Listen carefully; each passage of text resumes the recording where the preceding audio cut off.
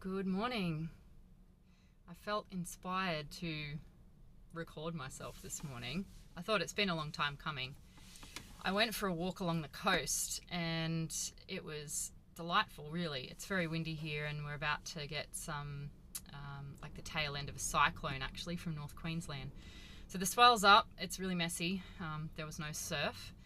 And so I went for a beautiful walk along the coast and I was just reminded of this situation I had a few years ago now. I was in not a very good space, and I think this might have been after like the most intense part of COVID, and I was home by myself. I'd had a bit of a meltdown and I decided to do a DMT trip by myself. And not from a very balanced space.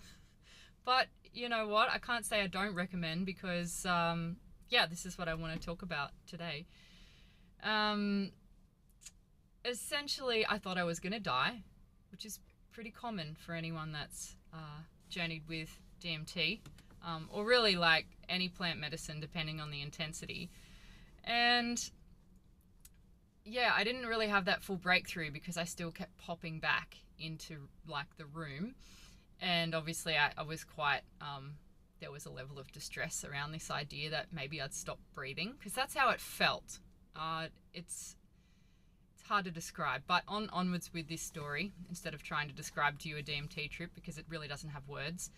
But the only thing I could hear was this, I didn't know what it was. It's incredibly strange sound, and it took me a while to work it out. It was me swallowing. The swallowing sound. The sound that most of us never really notice and maybe have never paid any attention to. And that sound filled every cell, like every space of my experience. And it was so weird. It was like it was really drawn out. And I could hear every tiny little, tone within that swallowing sound. And it felt like I had something stuck in my throat, which is interesting for what was going on at the time. But yeah, that sound, like it was all I could hear. It was so loud, it was so drawn out, it was so weird. And what that started me on, what the path that came from that within that journey, then it kind of morphed into exploring structures and the purpose for having structures within the body, within life, within systems, within society, the purpose of density, layers. And at the time in life, Alex and I were actually going down a lot of rabbit holes to do with like the free man, living man, woman, sovereign, blah, blah, blah movement, whole nother big side story. But I remembered this quote it was Dean Clifford. Some of you may know his name if you've been down those rabbit holes.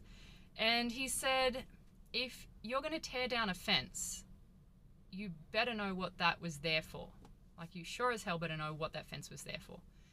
And it really made me consider why we have structures, why we have layers, why we have densities, form, like why we have a human body. Because that experience of the swallowing and that being all-consuming in my awareness, it's like there wasn't anything else. Like, imagine if we were aware of every single thing our bodies did, every little tiny intricate movement, the sounds, the sensations, like all of the autonomic processes, swallowing, breathing, the stomach digesting, the heart pumping, the blood moving through the veins. Just, we wouldn't be able to live, right? And it's the same as, like, that's going within. It's the same as going without. Being aware of too much outside of our now existence is also all consuming and fragmenting, and just like, it's not a way to live, right? It's very difficult to live in that way. So I just felt like sharing that story this morning as a symbolic representation of where we can be within our lives sometimes. And yeah, it really helped me at the time with the exploration of all the free man stuff to see why we would have some of the structures we do in place. And especially in the intensity of COVID, the government, the rules and the restrictions and the things the government were putting in. Not that I agreed and still don't agree with the tactics and the things that occurred in that time, but it really helped me to come to a more balanced state and not be in that, that victim, perpetrator, savior drama triangle that we all get into. Yeah, I think that's about all I want to share. It was a wild trip.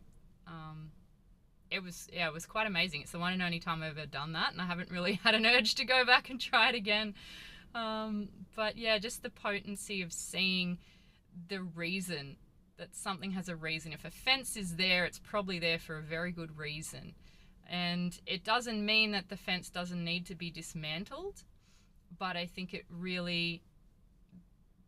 points you back to considering and having awareness around, the why and the how and the, like, what would it be like if I removed it, This is like, obviously I'm relating this back to self-inquiry and how potent that is, just to see the reason things are there and really deeply appreciate them. As a mentor of mine, Brandon Bozarth, always says, innocence and understanding are synonymous. We do things from innocence of not knowing any better, not having any other choice, or not having resources or options at the time. And that's the same as the understanding that we can have in the future of why we did the thing, of knowing, the structure, the thing that was there, or the behavior or whatever it was that we did in the body, GNM, the adaptation that's occurring, like, it's all for a very meaningful, significant reason. And we so often miss that. I'll leave it there. Hope you have a fabulous day.